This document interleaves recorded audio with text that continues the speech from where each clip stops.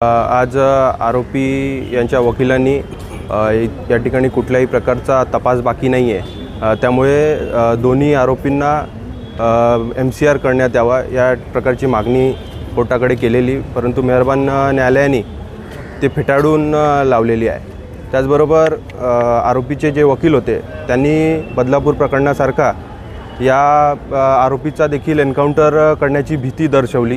त्याच पद्धतीने त्यांनी कोर्टाला ॲप्लिकेशनसुद्धा दिलेला, परंतु त्यांचं असं म्हणणं होतं की ज्या पद्धतीने बदलापूरच्या आरोपीची एन्काउंटर करण्यात आली त्याच पद्धतीने या विशाल गवळी आणि त्याची पत्नी साक्षी गवळी यांचाही एन्काउंटर करण्यात येईल, म्हणून त्यांच्या नातेवाईकांना त्यांच्या संपर्कात राहू द्या। परंतु आमची त्या ठिकाणी न्यायालयासमोर मागणी अशी होती की मेहरबान कोर्टाने याच्यावरती नकार द्यावा, याला रिजेक्ट करावा, कारण की त्या पद्धतीचा कायद्यामध्ये कुठलाही प्रोव्हिजन नाही आहे। कोर्टाकडे मागणी केली आहे MCR करावा म्हणून, पण कोर्टाने 2 दिवसाची PC दिली आहे तपास कामासाठी।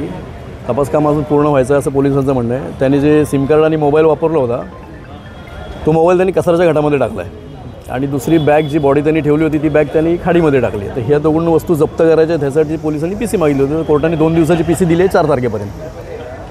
ही पहिल्या आरोपीची सेकंड PC आहे। तपास तर ऑलमोस्ट पूर्ण झालेलाच आहे। जीन्स पॅन्ट त्या मुलीची मैताची तपास कामात पूर्ण जप्त केली आहे। आरोपीकडनं त्याची चप्पल जप्त केली आहे। घटनास्थळावरचा पंचनामा झाला आहे। त्याच्यानंतर त्यांनी जिथून जी बॉडी नेली आहे त्या पूर्ण रस्त्याच्या बापगावपर्यंत सर्व CCTV शासनाने लावलेले आहेत, त्याच्यातले फुटेज सगळे जप्त केलेले आहेत, पोलिसांनी सीज केलेले। तपास पूर्ण झालेला आहे, पण ह्या 2 गोष्टीसाठी 2 दिवसाची PC पोलिसांनी कोर्टाने दिलेली। न्यायालयाकडे काय अर्ज केला? न्यायालयाकडे एक अर्ज केला होता की आपलं अक्षय शिंदे त्याचं जसं एन्काउंटर झालं तो सेन्सिटिव्ह मॅटर होता, जो मीडिया ट्रायल चालला होता, कायद्याच्या अनुषंगाने काय झालंच नाही आहे, त्याचा जसा फेक एन्काउंटर झाला, फेक म्हणण्यापेक्षा ते तपासात निष्पन्न होईल खरा होता की खोटा होता, पण तसंच ह्याचा व्हायला नको ह्याच्यामुळे एक अर्ज दिला आहे की जोपर्यंत पोलीस कस्टडीमध्ये आहे तोपर्यंत ह्याच्यासोबत ह्याचे नातेवाईक राहावे सोबतीला, आणि एकदा MCR झाला जेलला पाठवलं की मग त्याच्यानंतर काही आवश्यकता नाही आम्हाला त्याची। की आम्हाला मनोरुग्णाचे सर्टिफिकेट आहेत ते काही खरे असतील काही खोटे असतील, ह्यात आपण काय बोलू शकत नाही, तो तपासाचा भाग आहे, पण सरसकटच खोटे आहेत असं नाही। कोणार्क, अपना शहर अपनी बातें।